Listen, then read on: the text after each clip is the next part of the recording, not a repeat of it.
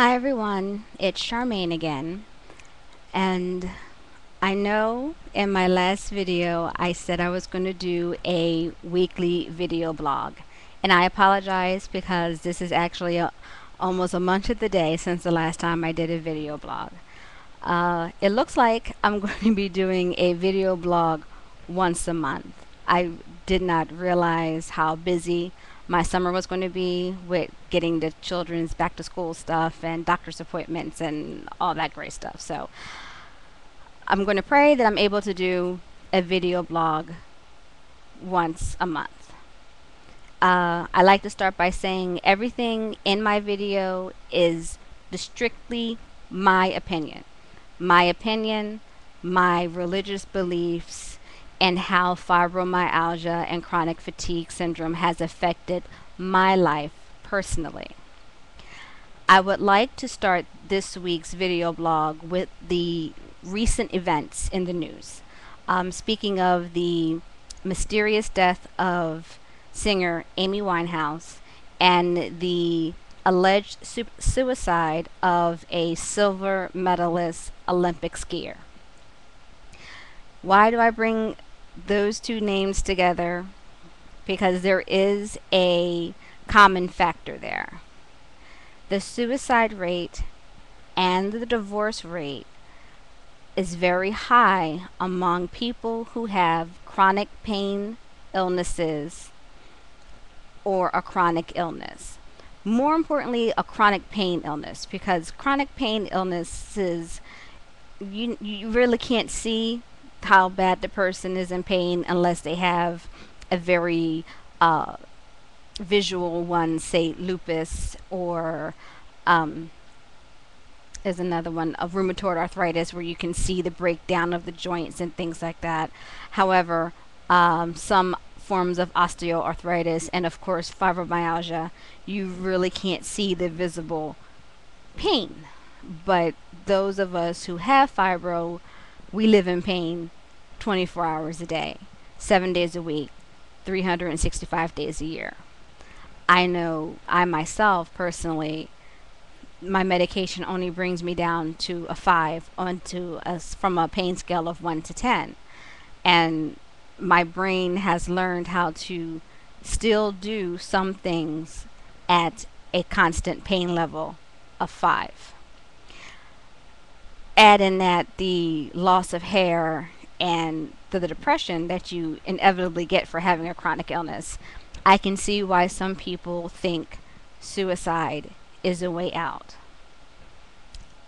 I'm here to really ask, if not beg people, suicide is not the answer.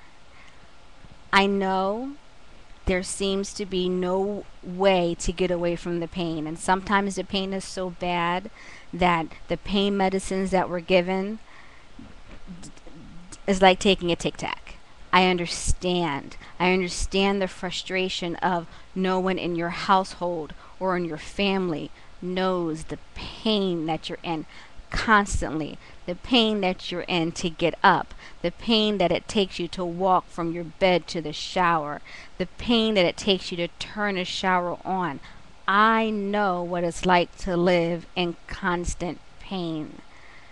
But suicide is an exit, and in my belief, it's an eternal exit that you're going to regret in your afterlife.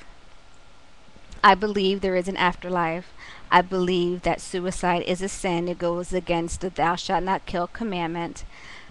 And even though I can empathize and even sympathize about how people feel when they're constantly in pain and they just really think suicide's the only way out, once again, my belief is it isn't. And I cannot stress enough, find someone to talk to. They have a suicide prevention hotline. Those people care. If you don't want to talk, they have a depressiontribe.com. You can join that is free to join, and you can be in a group with other people who are feeling like they can't take anymore. And they have therapists on there who are free. They have other people. I'm on depressiontribe.com. You can find me depressiontribe.com /Maine, MAINE 216. You can ask to be my friend. We can do a chat.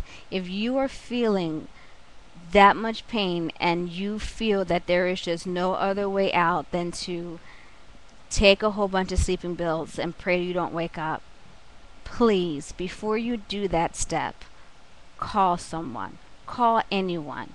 And if no one in your family is around, then call the suicide prevention hotline. Go on depression.com. Find someone who understands your pain and tells you that it is not. You'll hurt your family more if you killed yourself. I'm going to use an example of a fibromyalgia woman who lived in Florida.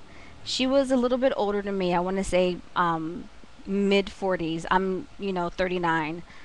She's mid 40s, maybe late 40s. She had fibromyalgia and chronic fatigue. She's married, and her husband at the time didn't understand and thought that she was mental, thought that she was weak, thought that she was whining too much about her pain.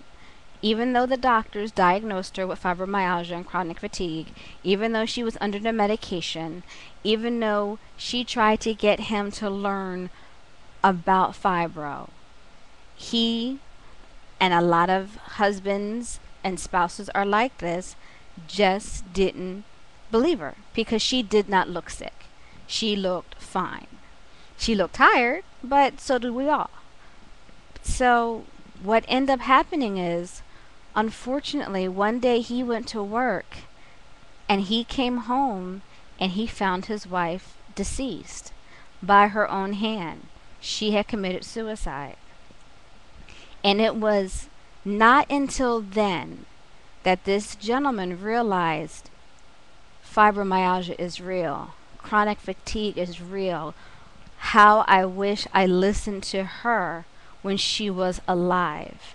He is now one of the largest advocates for fibromyalgia. As a matter of fact, he has videos on YouTube. I do not want to give out his name only because I didn't get his permission to use his name. But he is on YouTube with a lot of videos. He is doing petitions to try to get his story on the Today Show or on The View or on Ellen, but just to get the word out about how fibromyalgia is that much of a factor that even though we don't die from it, some of us take our own lives. And it took the suicide of his wife for him to believe and do research on fibromyalgia. And I don't want that to happen to anyone out there. I've been there. Has suicide passed my mind? Of course, I wouldn't be human. And I'm not going to sit here and lie to you and say that it hasn't. But what stops me from doing it is my kids, my mother, my family. I don't believe that my parents should have to bury their daughter. And what would my children say? They barely understand the disease. For me to take my own life, how would that affect them growing up? And that's what stops me. I have a strong will, but sometimes you just get beat down.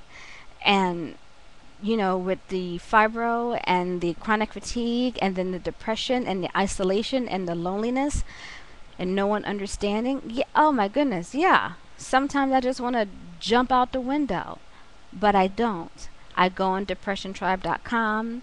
I talk to people who are in my friend list.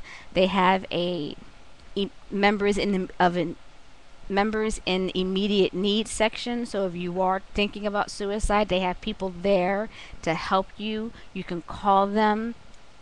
It's a great tool, and believe me, it's helped me. The feeling you get when you're with other people who are experiencing the same thing you are, there's a bond there. It's a friendship bond that supersedes everything. Also, everything I'm saying about the suicide rate and the divorce rate among people with chronic illnesses can be verified. And if you do a Google search for statistics of suicides in people with chronic pain diseases and also statistics of the divorce rate of people who have chronic pain illnesses, it will bring you to two sites that will give you the statistics. It's really, unfortunately, very scary high. You know, the divorce rate is very high because the one spouse just can't stand to see the other person in pain, or they just don't believe that fibro is real and they leave their spouse. And that can even cause severe depression and suicidal thoughts, because now the person who vowed to love and cherish you for the rest of your life has just told you basically to go fly a kite and, you know, get over yourself, and they walk out the door. Of course, that's going to put anyone into a depression. My marriage isn't perfect, but my husband is trying. You know, I'm not going to sit here and try to make him sound like a saint, because sometimes I just want to choke him because he doesn't understand my illness, but yet for the right now he's still here. But I know other people who have fibro and other chronic conditions that are going through a divorce, and that's adding pain to insult. And I try to keep them encouraged. And for me, once again, what works is going on a support group. If depression.com isn't for you, then go on fmaware.com or wearelupus.com. There are so many support sites online that I would urge you to please go to those sites. Please call the suicide hotline, because your life is worth living. Even if you have a chronic pain disease, even if the man or woman that you're with left you, maybe that's a blessing in disguise. Maybe they were holding you back from getting yourself the treatment that you needed. And I'm not going to sit there and say don't take the medicines the doctors give you. Some medicines you need to take. You may think you can deal with everything on your own, but you can't. And I'm not saying all depression drugs are great, but work with your doctor to find out what combination of medications can help you feel better, not just physically, but emotionally. Be around people who have your illness or have an illness like you. I can't stress enough about finding a support group either in person or online. Just try to find someone. You will be surprised how many people are out there. You even have support groups now on Facebook, on Twitter.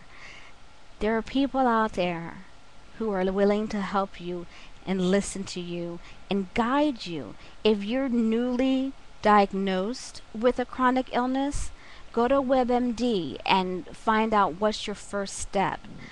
I think is having a supportive medical staff. If you have a doctor who doesn't believe you're sick, find another doctor. Just please get the help, find the support. I don't have a lot of time left.